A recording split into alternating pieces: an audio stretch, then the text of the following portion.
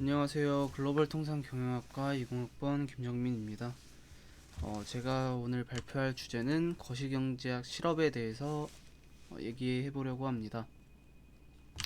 목차는 첫 번째로는 실업의 원인, 두 번째는 미국의 실업률 추이, 그 다음으로는 프랑스 실업률 추이와 정부 발언, 그 다음으로는 한국의 실업률 해결 방안, 이렇게 순서가 됩니다.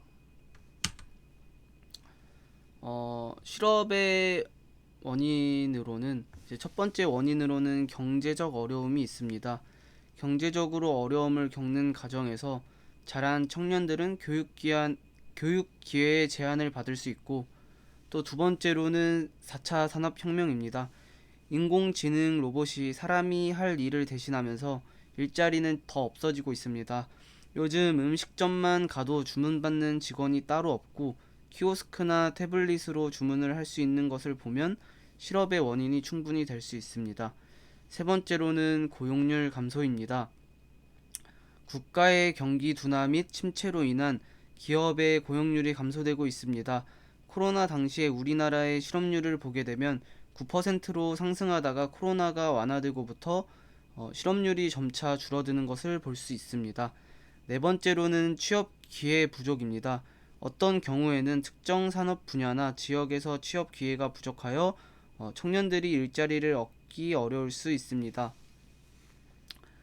다음으로는 실업률의 계산입니다. 왼쪽의 그래프는 미국의 실업률 추이입니다. 여기서 볼 수 있는 것은 경제 성장을 견인하는 가장 중요한 요인은 노동 생산성입니다. 개인별, 집단별 노동 생산성은 부국과 빈국을 나누는 척도가 되며 GDP의 등락을 결정하기도 합니다. 그런데 노동 생산성이 아무리 좋다고 한들 노동력 자체에 손실이 발생하면 경제는 성장하기 어렵습니다.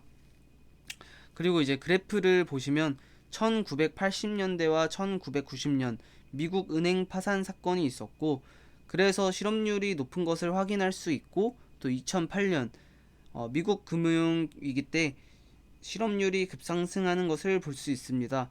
따라서 불안과 호황은 실업률과 밀접한 연동관계에 있다는 것을 알 수 있습니다. 다음으로는 프랑스의 대량 실업 추이 및 정부 발언입니다. 최근에는 경제 상황뿐만 아니라 정치적, 사회적 안정과 실업률을 연동하여 파악하기도 합니다. 지난 2005년 프랑스 통계는 프랑스 실업은 경기의 호불호로 인한 문제가 아니라 구조적 문제로 고착됐다고 분석했습니다. 오른쪽에서 볼 수 있듯이 총리나 대통령들의 발언으로 실업자들이 더 많아지는 것을 확인할 수 있었습니다. 그 다음으로는 한국 실업률의 추이입니다. 2023년 5월 기준 연령 계층별 실업률을 살펴보면 전년 동월 대비 청년층의 실업률은 1.4% 감소한 5.2%였습니다.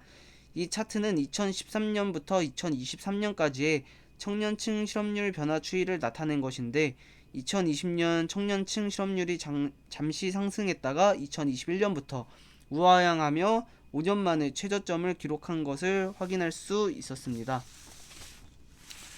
그 다음으로는 OECD 실업률 순위입니다. 2009년부터 2019년 중 우리나라와 같이 청년 실업률이 증가한 국가는 OECD 37개국 중 6개 국가에 불과했으며, 증감폭은 그리스가 이제 10.1% 늘어났고, 이탈리아가 4.0%, 한국이 0.9%, 터키가 0.6%, 노르웨이가 0.4%, 룩셈부르크가 0.1% 순으로 나타났습니다.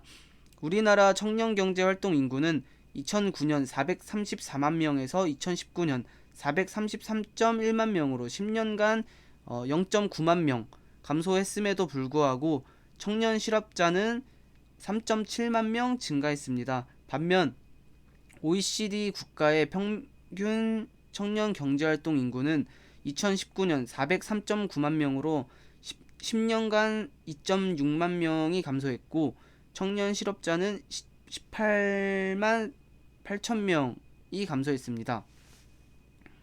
우리나라의 경우 청년 경제활동 인구가 감소했음에도 불구하고 청년 실업자가 증가한 것이 특징적입니다.